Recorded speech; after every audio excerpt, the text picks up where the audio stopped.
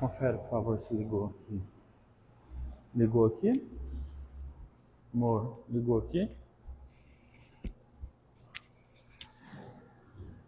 Vamos lá. Não dá pra gente ler tudo, porque o capítulo é grande, mas a gente vai narrar essa história. Vamos lá no verso 10, por favor. 27, capítulo 27 de Atos. Verso 10, eu acho que vai ficar alto aqui. Som. Agora acho que tá bom. Não, ainda tá subindo um pouco. Som. Agora ficou... Acho que agora tá bom. Tá bom, obrigado, viu?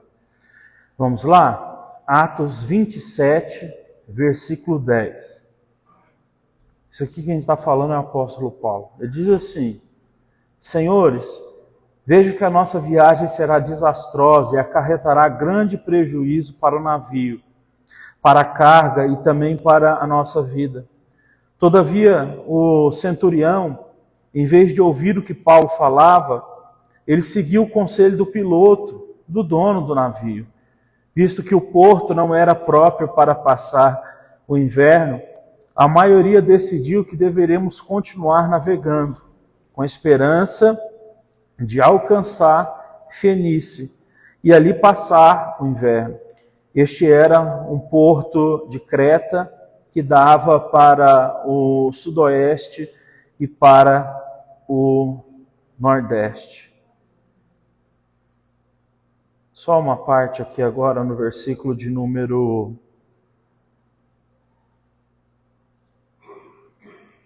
13.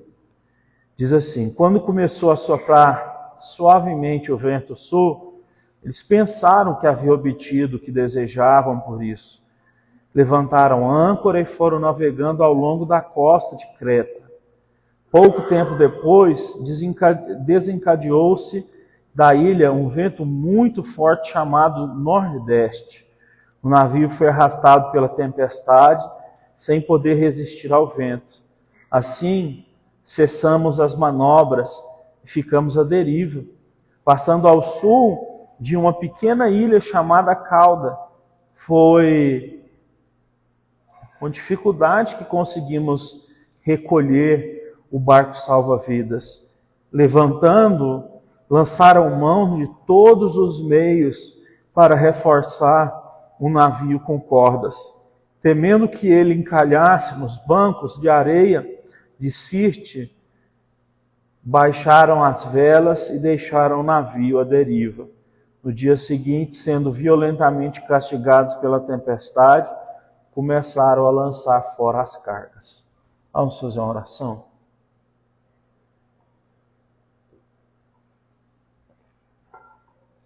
Senhor Deus, obrigado, Pai, pelos louvores, pelas orações. Fala conosco nesse dia. Abençoa, Senhor Deus, nos dê conhecimento, sabedoria. Visita-nos, ó Deus, para que a gente seja abençoado. Em nome de Jesus eu te peço que a gente seja abençoado no nosso dia a dia.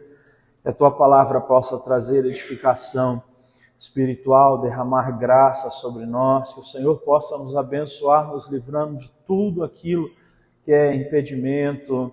Às vezes nós não conseguimos nos desvencilhar por conta própria de pensamentos, ó Deus, pessimistas, ansiosos, preocupados, aflitos, ó Deus, desesperançosos, mas a Sua palavra nos dá essa esperança. O Senhor está mais perto de nós do que qualquer problema que está à nossa vista. Nos ajude então a entender isso e a compreender que pela Tua palavra nós temos, ó Deus, a direção e o caminho. Muito obrigado por estarmos aqui nesse dia de hoje, em nome de Jesus. Amém. Amém. Pessoal, o livro de Atos dos Apóstolos, ele é o único livro do Novo Testamento que é um livro histórico. O que é um livro histórico? Onde uma história é narrada. Quem escreveu esse livro foi um homem muito minucioso, então a gente considera um livro muito bem escrito. Quem escreveu esse livro foi o médico Lucas, que escreveu também o Evangelho de Lucas. Você vai ver então que esses dois livros que ele escreveu são livros que têm uma perícia melhor nas palavras, existem os detalhes mais bem ajustados, e isso não deixa de ser por ele ter sido um homem mais culto, né? Lucas andava com Paulo e ele registrava então as viagens missionárias de Paulo. Paulo chegou a fazer 3 viagens missionárias depois que ele se converteu. E Lucas também, Paulo, porque o texto sagrado diz que Paulo passou por muitas adversidades nas questões físicas. Ele passou por naufrágios, ele passou por quarentenas de chibatada, ele chegou a ser preso em lugares assim inóspitos, né, onde ele sofria, o corpo sofria, ficava desnutrido. O médico Lucas, ele não foi então somente um companheiro de Paulo, um companheiro de caminhada cristã, mas também um companheiro que o ajudou dessa forma dentro da sua posição. Aqui eu quero deixar já uma primeira aplicação pessoal para nós. Deus nos chama para que a gente possa oferecer o que a gente tem, né? Então, por exemplo, numa igreja, nem todo mundo vai cantar, nem todo mundo vai pregar, nem todo mundo vai orar, mas o talento que Deus lhe deu é o que você deve exercer, né? E isso é algo maravilhoso. É algo maravilhoso quando, por exemplo, da minha parte, quando sempre que Deus me dá a oportunidade de eu ter mais tempo para estudar, para orar, para conversar com as pessoas, para aconselhar, isso é maravilhoso. Então, assim, quando eu não tenho muita parte burocrática para resolver, por exemplo, documentação de igreja, questão de fazer a limpeza da igreja, igual o bebedouro que a gente ganhou ali novo, de eu não precisar ficar correndo atrás disso, isso é melhor para a função que Deus me deu. Então, assim, é maravilhoso quando as pessoas colocam os seus talentos à disposição da igreja, e isso só traz benefícios, não para essa igreja em si, mas para uma obra que a gente considera uma obra de Deus, né? A gente tem uma frase para o ministério missionário que no ministério missionário, alguns eles são enviados para ir até os locais, alguns eles são chamados para dobrar os joelhos, para serem do ministério de intercessão, e é o que a gente vai fazer, não é? Pelo Rio Grande do Sul, a gente reconhece que eles precisam de ajuda também em oração, e existem aqueles que doam financeiramente, patrocinam as dificuldades das pessoas. Então, por exemplo, notando o Rio Grande do Sul, hoje é o lugar no Brasil que precisa se concentrar o maior número de doações de qualquer coisa, de mantimentos, de roupas, colchões e tudo mais. Então, aqueles que têm mais condições, eles doam, né? Eles falam, é óbvio que quem tem menos vai doar menos, quem tem mais vai doar mais, e graças a Deus por isso. E existem outros que Deus chama para ter uma vida de oração mais intensa, eles são intercessores, e existem então outros que eles vão trabalhar disso de outra forma, que é indo até lá. Pessoas que então se dispuseram a ir até lá, eles não têm dinheiro, mas eles estão debaixo da oração da igreja e sendo patrocinados pela igreja que vai sustentar eles lá, para eles ajudarem as pessoas, né, de forma física. Pois bem, então, o apóstolo Paulo, ele é um homem diferenciado, ele é considerado, então, o maior missionário da Bíblia, o maior apóstolo e profeta da Bíblia e também o maior teólogo da Bíblia, né? Porque ele foi um homem diferenciado e a gente entende isso, que Deus não desperdiça talentos. Nada do que Paulo tinha adquirido de bom antes da sua conversão, Deus deixou de usar. Deus usou tudo de bom que ele tinha após a sua conversão. Paulo, ele não andou com Jesus, ele se converteu com 35 anos de idade, e ele era de uma categoria chamada fariseu. Os fariseus, que hoje em dia tem até essa coisa toda, né? Quando a gente quer criticar alguém pela hipocrisia religiosa, a gente diz, você é um fariseu. Mas os fariseus, eles nasceram, né, ali mais ou menos no ano 400 antes de Jesus, e foi num período chamado da Revolução dos Macabeus, que foi quando esse grupo dos Macabeus tentaram, né, tirar Roma do poder, tirar Roma que oprimia Israel, principalmente com os tributos muito altos que eles tinham. Obviamente eles perderam essa guerra e Jesus Cristo veio. Depois disso, o próprio Jesus ele não trouxe uma revolução contra Roma, não que ele achasse isso correto, mas o próprio Jesus disse que o reino dele não era aquele, e ele mesmo incentivou os discípulos a pagarem impostos, porque na moeda estava a cara de César, dá para César o que é de César, e o que era de Deus é de Deus. Pois bem, o apóstolo Paulo se converte com 35 anos de idade, e ele estava indo, certo, perseguir cristãos. A categoria dos fariseus era uma categoria religiosa, onde eles acreditavam piamente no Antigo Testamento, no Deus de Moisés, nas leis de Moisés. Eles eram extremamente sistemáticos em obedecer cada uma daquelas leis. Então, quando Jesus apareceu dizendo que ele era Deus, aquilo foi uma afronta muito grande, tanto é que os judeus que impediram a crucificação de Jesus, e Jesus foi crucificado. E Paulo, então, há 30 e poucos anos depois, ele seguiu essa mesma direção. Só que o apóstolo Paulo, ele era um homem muito inteligente, ele nasceu numa boa família. O texto sagrado diz que ele estudou aos pés do maior mestre que havia naquela época, que era Galileu. Lembrando que naquela época era assim que acontecia os grandes estudos, assim como antes de Jesus, com Platão, Aristóteles e Sócrates, as pessoas, elas seguiam a escola deles, eles eram pregadores que viviam andando e trazendo ensinamentos. Jesus Cristo vem nessa mesma direção.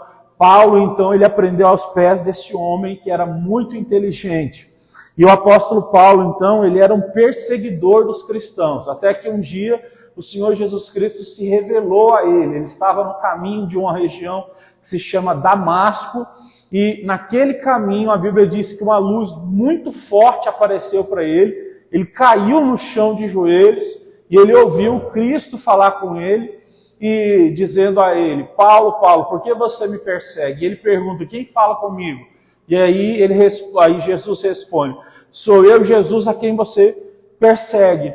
E naquele momento ali, o texto diz que ele ficou cego, certo? E ele mudou. A Bíblia diz que as escamas caíram dos olhos de Paulo e ele passou por algo que todas as pessoas que são cristãs devem passar, que é uma conversão. Então, o momento da conversão de Paulo, Deus ele toca a mentalidade de Paulo, toca o coração de Paulo, toca os anseios de Paulo, toca o futuro de Paulo, que era um homem que matava cristãos, que conspirava a morte de cristãos, e que a partir daquele momento, então, ele se torna um cristão.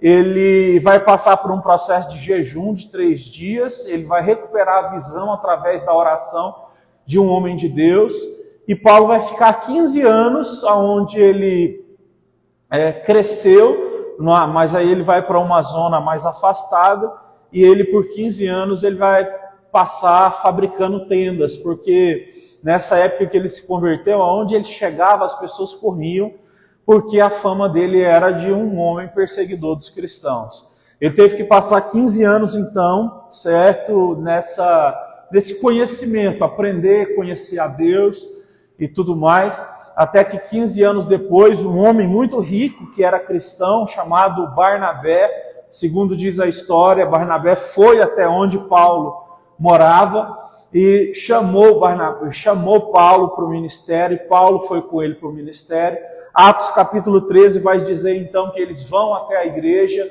e eles vão orar ao Senhor, o Espírito Santo vai direcionar eles que eles têm que fazer uma missão, uma viagem, e eles vão até Jerusalém. Paulo se apresenta a Pedro, Tiago, João, os apóstolos, e aí vai começar o ministério dele. Paulo faz 3 grandes viagens missionárias, E o que chama muita atenção é que em uma dessas viagens missionárias, Paulo ele vai entrar no centro, certo, da cidade que era no centro da cultura intelectual do mundo. Ele entra dentro de Atenas, certo? E ele vai em praça pública ali discutir com os atenienses a respeito da fé. E ele vai conversar com eles falando sobre filosofia, vai falar com eles a respeito de coisas humanas e vai pregar o evangelho para eles. O apóstolo Paulo, para nós, é um exemplo de que então nós não precisamos abandonar a nossa mente para servir a Deus. Muita gente acha que nós temos que negar então a intelectualidade para crer no Senhor. O pastor Jeová até estava falando algo aqui a respeito disso, e é verdade, a gente precisa ter mais fé para não acreditar em Deus do que para acreditar. E isso é uma coisa, né? Você vê, por exemplo, Nietzsche, que foi um filósofo do século passado, ele chegou a dizer, Deus está morto. Não que ele acreditasse que Deus tinha morrido, mas ideologicamente ele dizia, Deus está morto, o cristianismo está morto. Mas o cristianismo exerce uma forte influência, certo, sobre as pessoas. Tudo isso que eu estou te dizendo é para chegar nesse momento aqui desse texto que nós lemos. O apóstolo Paulo, então, ele foi um homem que pregou tanto na África, daqueles dias antigos, como na Ásia, como também na Europa. E valeu muito o fato dele ser poliglota e falar grego, falar hebraico, falar aramaico. Então, em todos esses lugares que ele chegava, ele poderia se comunicar com as pessoas. Ele foi um grande pregador, ele pregava, pessoas se convertiam pela palavra, não porque ele era poderoso. A Bíblia diz que é o Espírito Santo quem faz a obra no coração das pessoas. Igrejas eram levantadas, ele levantava pastores, e foi assim que a igreja começou a surgir, então, no Novo Testamento, e ele foi esse homem importante. Ele fez 3 grandes viagens missionárias até que ele fosse preso, e a gente entra no capítulo 27, onde ele está preso. Mas Deus tinha feito para ele uma promessa de que ele não morreria antes que ele pudesse pregar diante dos homens mais poderosos daquela terra, que no caso eram o imperador romano e os governadores romanos. Então o apóstolo Paulo, antes dele ir para Jerusalém, que foi o local que ele foi preso, ele recebeu uma palavra que foi de um homem chamado Ágabo, que chegou até Paulo, quando Paulo já estava se despedindo de todo mundo em Jerusalém. Ágabo, que era um profeta, pegou o cinto e amarrou os pés dele e disse assim, assim diz o Espírito Santo, se você subir para Jerusalém, é isso que eles vão fazer com você, eles vão te prender. E Paulo disse, eu sei que eles vão me prender, mas o Senhor Deus me chamou para essa missão. Todo mundo chorou muito e não queria deixar Paulo ir subir até Jerusalém, mas Paulo convenceu eles de que ele sabia plenamente o que ele estava fazendo. Subindo para Jerusalém, ele foi preso pelos fariseus, pelo mesmo grupo de pessoas que ele era, e quando ele foi preso, ele foi entregue, então, ao Império Romano. Paulo ele ficou 2 anos preso, ele escreveu várias cartas, por exemplo, a carta que ele escreveu aos Filipenses, onde ele diz, pessoal, alegrai-vos, alegrai-vos, né? E ele vai dizer, inclusive, que nós temos que entregar as nossas ansiedades diante do Senhor, pensar em coisas boas, acreditar que a paz de Deus, que excede todo entendimento, está no nosso coração. Então, um homem que estava preso, ele estava motivando pessoas. É a prova de que é possível passar por problemas e, ao mesmo tempo, estar com os olhos em Deus, motivando pessoas e estar também motivado. Nós não podemos cair, então, nessa prisão de que quando a nossa vida está difícil, a gente para, então, de ser positivo. Nós precisamos, né, nesse momento da dificuldade, termos essa fé, né, exalar essa fé para a glória de Deus, porque Deus nos chamou para isso, para olhar para Ele quando as adversidades estão no nosso caminho. Então, o apóstolo Paulo, preso, ele foi, então, levado para Roma. E aqui é o capítulo 27. E ele foi, então, colocado num navio, onde tinha 217 homens. Então, assim, nessa época você já tem uma noção de que existiam embarcações grandes, 217 homens, com uma carga que era... O navio estava levando uma boa carga, né? Uma boa carga de várias coisas, comidas e outras coisas mais. O apóstolo Paulo, ele conhecia bem a rota daquele mar, da onde eles estavam saindo, certo? Por já ter passado por esses lugares. Ele andou muito em embarcações nessas viagens missionárias. Então, ele vai dar um conselho. O versículo de número 1 diz assim: quando ficou decidido que navegaríamos para a Itália, Paulo e outros presos foram entregues até um centurião chamado Júlio, centurião romano, que pertencia ao regimento imperial. Embarcamos em um navio de Adramítio, que estava de partida para alguns lugares da província da Ásia, e saímos ao mar, estando conosco Aristarco, um macedônio de Tessalônica. Paulo sabia que não era uma boa época para se viajar, porque era uma época de muita instabilidade no mar. E aqui entra o centro da nossa mensagem. Deus, ele disse a Paulo que Paulo tinha que pregar aos imperadores romanos. Só que Deus coloca Paulo dentro de um navio. Paulo vai ser muito importante na vida desses 247 homens. Por quê? Porque aquilo que Deus deu para ele como missão não fez com que o processo dele chegar até lá fosse um processo neutro. Então, assim, não era para que Paulo entrasse no navio e ficasse lá do jeito que ele estava até ele chegar aos reis.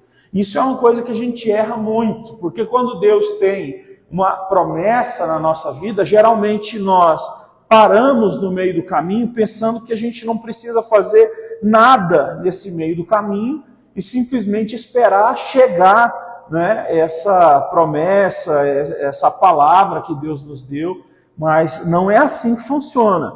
Então, quando esse navio saiu, eles passaram por adversidades. Primeiro, Paulo sabia disso por experiência prática, né? Mas ele deixou o pessoal navegar ali pela Cilícia, pela Panfilha, não é? E chegarem até a ancorar na Lícia.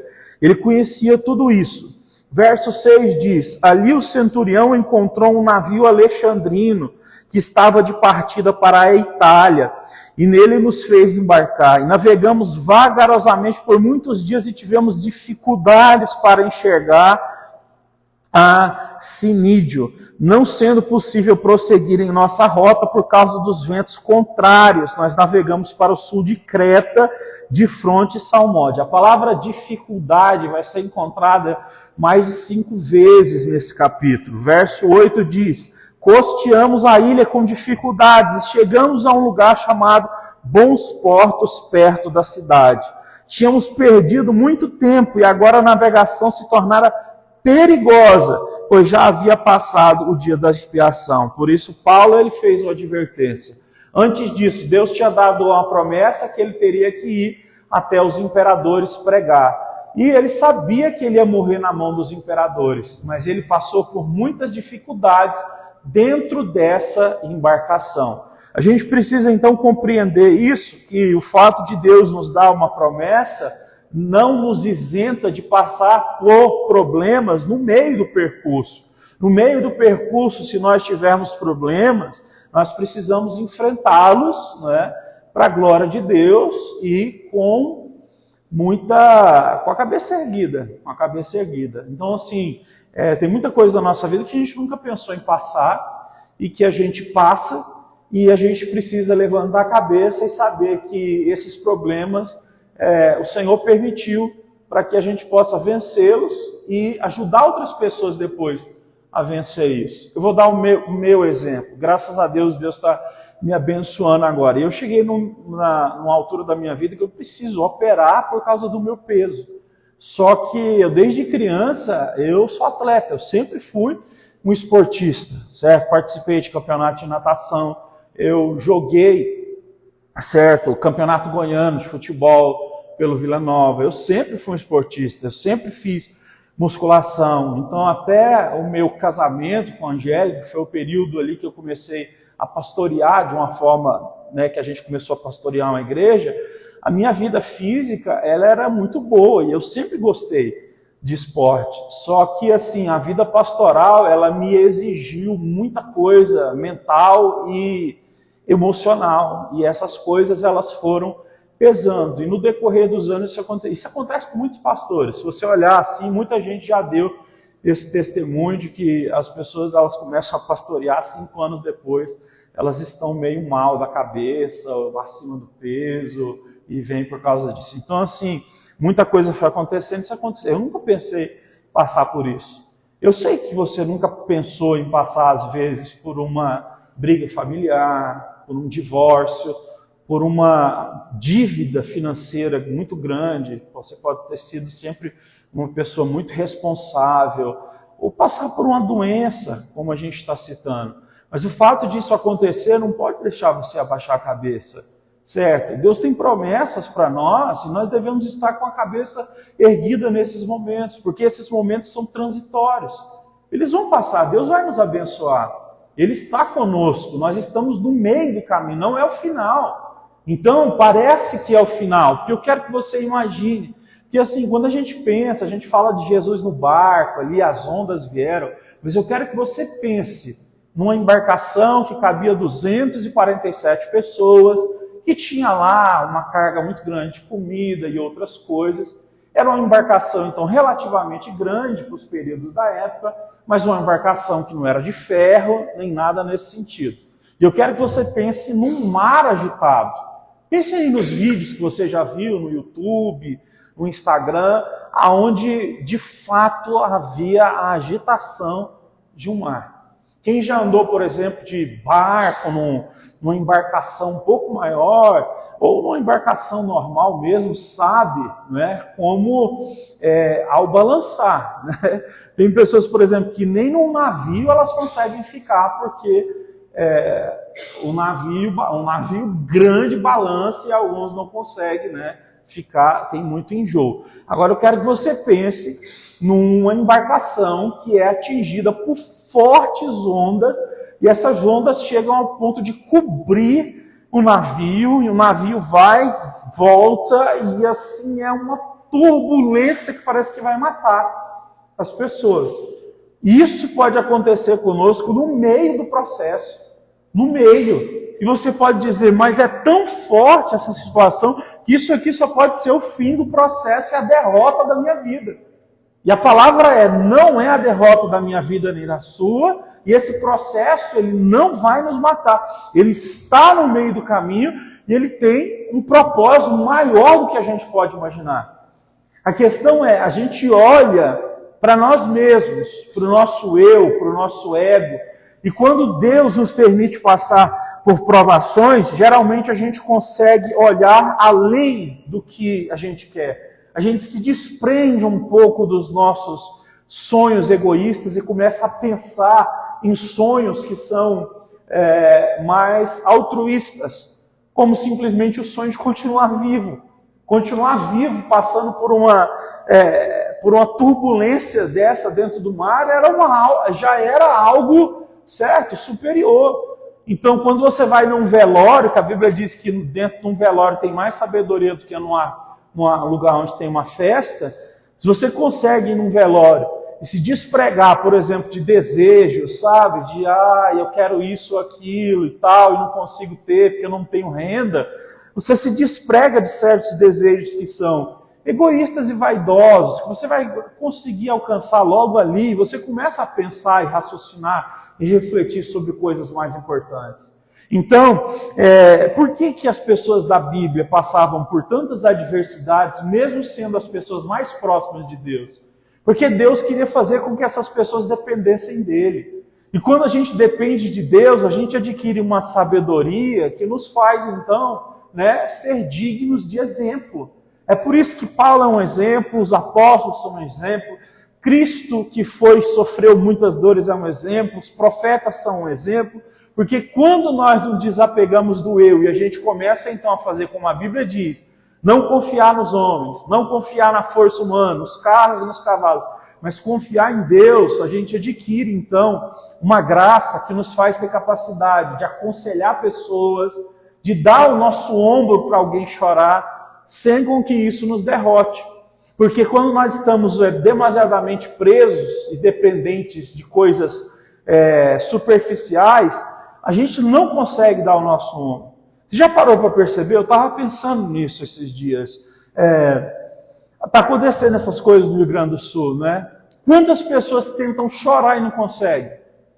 Por que isso acontece com a gente? Né? Eu estou falando por mim. Às vezes eu vejo certos tipos de coisa acontecendo que a gente tem, a dificuldade de ter a empatia. Justamente porque nós estamos tão preenchidos de nós mesmos, a gente tem dificuldade. Sabe o que eu fiquei pensando? A primeira coisa que eu pensei, quando eu não entendi a gravidade do que estava acontecendo, as primeiras notícias do primeiro dia, eu pensei o seguinte, olha para você ver como é que é o nosso coração e a nossa mente. Né? Que o nosso coração e a nossa mente, a Bíblia diz que eles não são bons. São bons se a gente colocar diante de Deus e Deus mudar. Eu pensei assim, puxa vida, hein? O Rio Grande do Sul, que sempre quis se separar do Brasil, agora vai precisar do Brasil inteiro, né? Porque todas as pessoas que eu acompanhava do Rio Grande do Sul, os pastores, as coisas, eles sempre tiveram orgulho de levantar a bandeira do Rio Grande do Sul. Eles não cantam hino do Brasil, eles cantam o hino do Rio Grande do Sul. Sempre teve aquela questão deles querendo se tornar uma nação à parte, se a República da Farroupilha. E agora, eles sempre disseram, a gente teve que sustentar o Brasil, os mais pobres. Né? E eu pensei, eles vão depender agora até de ajuda do que vem do Nordeste. Né? Só que isso foi o primeiro pensamento. Quando eu comecei a entender a gravidade daquilo, e aí você vai vendo, e você vai orando, então o nosso coração ele começa a amolecer, e a gente começa a perceber que está além disso. Né? O fato de você ver mulheres, crianças, os próprios animais ali, então você começa a entender que é muito mais do que questões ideológicas e coisas nesse sentido. Então o nosso coração precisa se desapegar de nós mesmos. Você consegue entender o que eu estou falando? Se você consegue, só faz assim com a sua mão, só para me entender. Então, isso acontece. E o fato é o seguinte, olha o que diz o apóstolo Paulo no verso 10. Senhores, eu vejo que a nossa viagem será desastrosa e acarreterá grande prejuízo para o navio, para a carga e também para a nossa vida. Todavia, o centurião, em vez de ouvir o que Paulo falava, seguiu o conselho do piloto e do dono do navio. Olha, vão haver muitos momentos da nossa vida em que você tem que escolher entre a opinião das pessoas que parecem ser especialistas em alguma área ou a opinião de alguém que está falando no nome de Deus, certo? Então, o que acontece? Deixa eu te dar um exemplo. Com relação, por exemplo, à parte sexual de um casal. Hoje em dia, as pessoas mais famosas no Brasil que falam sobre sexualidade são as pessoas que são mais progressistas. Vou dar um exemplo para você. Se você pegar pessoas que têm muita condição financeira e tem pessoas que não têm uma vida familiar estável, não são pessoas que deram certo no casamento, né? São pessoas, então, que falam sobre coisas que não vivem a realidade completa. Então, o que acontece? Se você vem para a palavra de Deus, por exemplo, a palavra de Deus vai te ensinar uma coisa. Se eu falo sobre pornografia, a gente já sabe hoje que existe na pornografia uma coisa que a pornografia ela leva o homem ou a mulher a entrar num estado em que o homem ou a mulher não consegue ficar preso a um tipo só de pornografia. Em que sentido? O homem, ele não consegue ficar preso só, por exemplo, um cara assiste pornografia. Ele assiste a pornografia com um tipo de mulher, ele vai para outro tipo de mulher ali na pornografia, ele vai para outro, para outro, para outro. Então, já não há mais a condição de se satisfazer com uma pessoa só. Então, se esse cidadão é casado, a sua esposa se torna simplesmente uma mera repetição. Então, ele já não consegue mais sentir prazer pela sua esposa, porque a sua esposa está repetida, todo dia ela está ali. Então, já como se você já olha para uma pessoa objetificando ela, olhando para ela como um objeto, um homem olhar para uma mulher como objeto, uma mulher olhar como um objeto, não dá. Então, o que acontece? O que a igreja vai ensinar para você? Vai ensinar para você que a pornografia faz mal. E hoje em dia, graças a Deus, até a ciência tem provado que a pornografia faz mal mesmo, né? Então, isso é muito bom. Então, o que eu quero dizer é que enquanto existem pessoas que são como o piloto do navio que diz, não, vamos embora.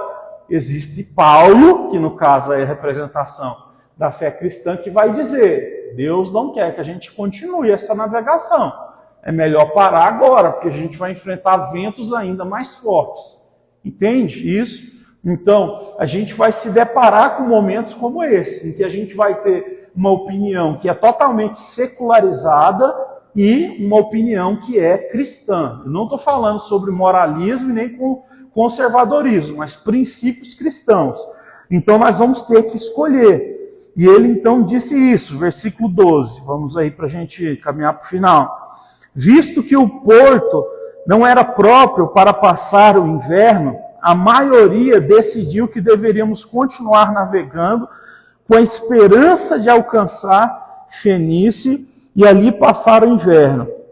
Este era Porto de Creta, que dava para o sudoeste e para o noroeste. Eles achavam que não dava para ficar ali, mas o apóstolo Paulo os alertou. Estou tentando já achar o versículo direto aqui, onde o apóstolo Paulo, ele vai ver o pessoal começando a tremer de medo dentro do navio. Vamos lá, versículo 19. No terceiro dia, eles lançaram fora com as próprias mãos a armação do navio.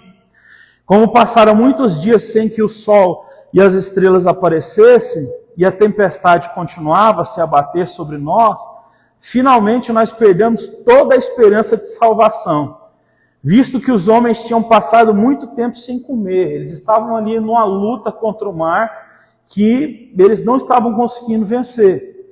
Paulo levantou-se diante deles e disse, Senhores, deviam ter aceitado o meu conselho de não partir de Creta, pois assim teriam evitado esse grande prejuízo. Verso 22. Agora, porém, recomendo que tenham coragem, pois nenhum de vocês se perderá a vida, somente o navio será destruído. Olha o que ele diz aqui agora. Esse é o centro da nossa mensagem nessa noite, que nós vamos orar por ela. Verso 23. Paulo dizendo, Ontem à noite me apareceu um anjo de Deus, a quem eu pertenço e a quem adoro, e ele me disse, Paulo, não tenha medo, é preciso que você compareça diante de César,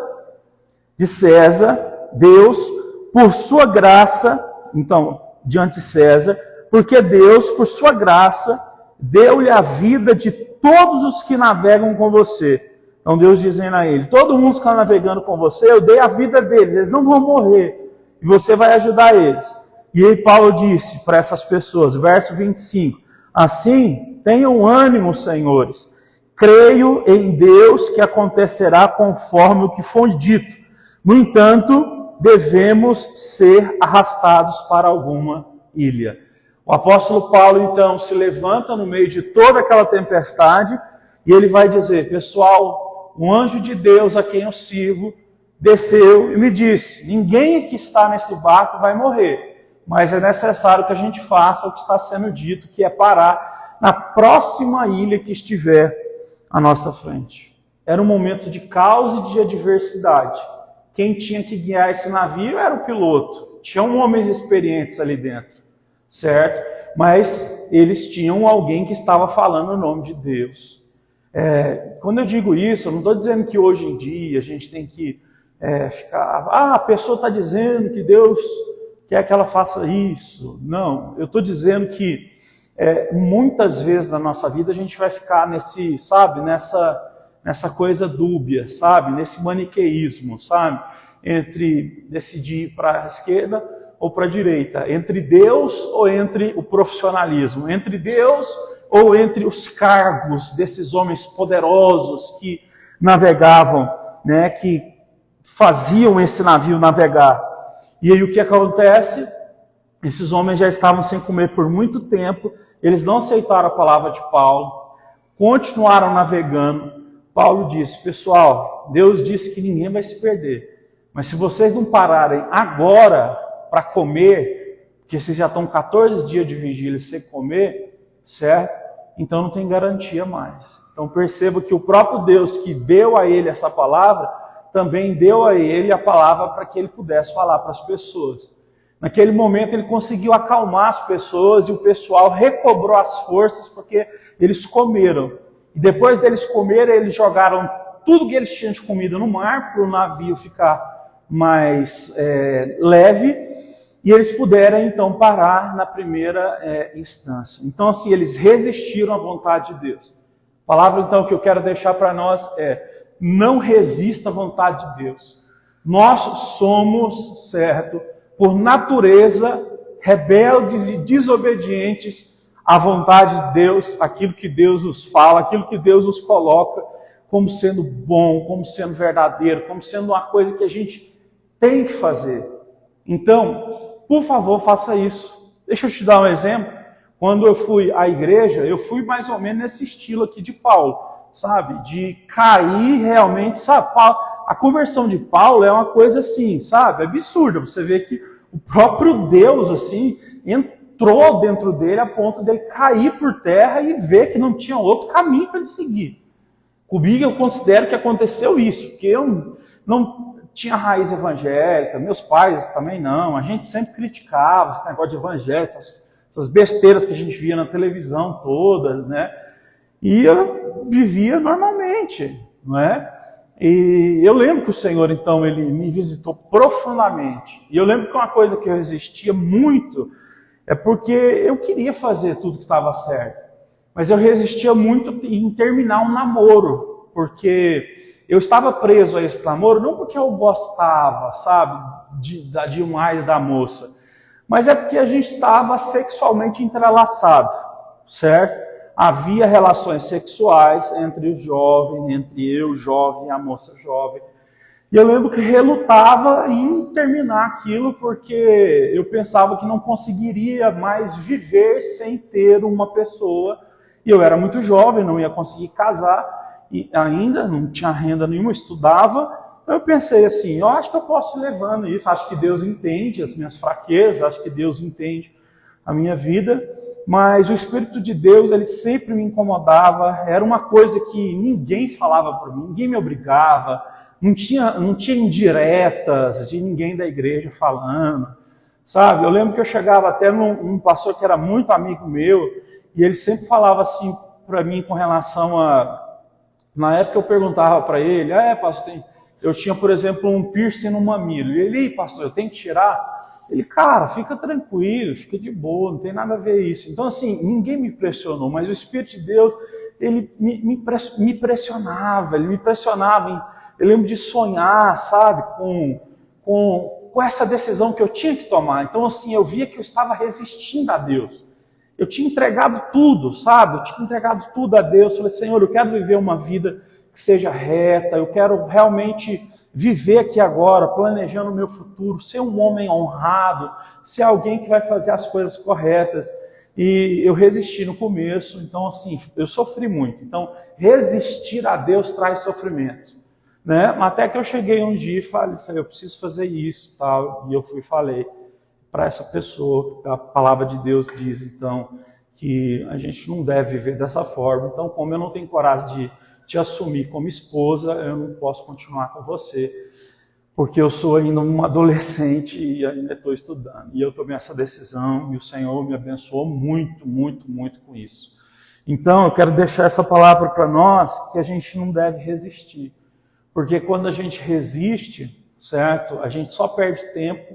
E quando a gente resiste, se essa resistência for muito grande, e se Deus tiver te chamado de verdade, ele começa a te quebrar, sabe, de um lado para o outro. Ele começa a te apertar, te apertar, te apertar. É igual Jonas, fugindo de Deus, e até Deus, né, fazer os caras jogarem ele dentro do mar, e ele é engolido por um grande peixe, e ele faz uma oração, e o grande peixe vai vomitar ele ali no litoral da cidade que Deus tinha mandado ele pregar. Ele não queria pregar em Nínive, porque ele odiava o povo de Nínive, que era inimigo do povo de Israel. Só que assim, ele era um homem chamado por Deus. Então eu acredito muito nisso, sabe? Em mulheres e homens que são chamados por Deus. E que Deus assim nos aperta, não porque Ele quer o nosso mal ou porque a gente se tornou religioso, mas é porque realmente é algo que vai nos fazer o bem. Então eu entendo, como diz as Escrituras, aqui eu encerro, que os mandamentos de Deus não são pesados demais. Está escrito em 1 João. Tudo que Deus diz para nós, faça porque isso é bom, realmente é bom. Você vai dizer, mas eu não sinto que é bom. Mas é bom. A gente se torna escravo de certas coisas e por nós nos tornarmos escravos, então parece que não é bom. Para uma pessoa, por exemplo, que está viciada em droga, eu sei que sair daquilo ali não vai parecer bom. Porque a abstinência não é boa. Uma pessoa que é viciada em pornografia, hoje em dia, a gente já sabe que para ela sair desse vício é tão difícil como alguém, por exemplo, que é viciado em anfetamina. Então a pessoa vai passar por um processo de desintoxicação, de o quê? De gravar a palavra de Deus na mente, no coração, para conseguir se desintoxicar disso. Eu termino dando esse exemplo meu. Eu já citei outras vezes, com 6 anos de idade, eu tinha uma tia que ela, assim, abusava literalmente de mim. Então, desde os 6 anos eu tive contato sexual, foi uma coisa que eu cresci com isso, com a pornografia, essa coisa toda do abuso muito perto. Então, o que acontece? Quando eu conheci a Cristo e tomei essa decisão de não namorar e de ficar com o Senhor, eu lia muito a palavra e orava, e no princípio eu não conseguia vencer a pornografia. E eu lembro várias vezes que eu estava em casa, e assim, aqueles pensamentos tentavam me dominar, a ponto de eu me jogava no chão de joelhos e pedia, Deus, tem misericórdia de mim, arranca de mim essas coisas, esses pensamentos. Só que eram coisas que o quê? Que faziam parte da minha vida dos 6 anos até os 15 que eu tinha na época. Então assim, foi muito duro. Então eu tive que aprender muito a palavra de Deus, tive que aprender muito a confiar na graça de Deus, tive que aprender muito então a compreender até as questões do meu corpo, que no caso os exercícios físicos ajudam demais uma pessoa a se ver livre desses tipos de problema. Então o que acontece? Eu realmente adotei uma linha em que Deus estava me quebrando. Foi muito difícil, sabe? Passar por esse processo. Mas a gente tem que tomar uma decisão na nossa vida. Não dá para viver os dois caminhos. E aqui então, eles escolheram, de certa forma, ouvir Paulo. E aconteceu o que Paulo falou. O navio naufragou, mas todo mundo se salvou porque eles bateram ali, encalhou o navio perto da ilha de Malta. E quem sabia nadar chegou até lá, quem não sabia chegou, né, nos escombros ali do navio, batendo perna. Chegou até lá. Então, terminamos essa mensagem dizendo que Deus está no controle, dizendo que o que Ele falou vai se cumprir. O apóstolo Paulo, no final das contas, depois de sair de Malta, ele foi até César, até todas essas pessoas, e ele pregou o evangelho antes de morrer, antes de ser pego, né, e ser morto ali no Coliseu. Então, tudo que Deus fala, Ele cumpre. Então, se no meio do caminho das coisas que Deus te prometeu, das promessas que Deus tem, parecer que você está vivendo uma coisa totalmente fora, sabe? Entenda, no meio do caminho Deus também está agindo. Quero que você guarde essa frase. No meio do caminho da sua vida e da minha, Deus está agindo. Antes de você e eu passarmos num concurso, Deus está agindo. Antes da gente se casar, Deus está agindo. Antes da gente começar um ministério, Deus está agindo. Antes da gente começar a prosperar mais, Deus está agindo. Antes da gente começar a ter mais graça de Deus para cantar, para pregar, para evangelizar, Deus está agindo em todo o processo, Senhor. A gente pedir para que Deus nos abençoe nisso.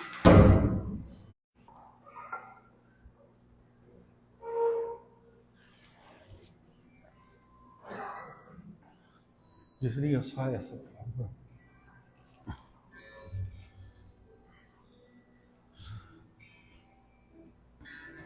Vamos cantar então. Deus seja louvado. E Deus derrame o seu Espírito sobre nós, para a gente conseguir viver essa bênção do Senhor. Deus está conosco. A palavra de Deus é para trazer alívio, não pressão.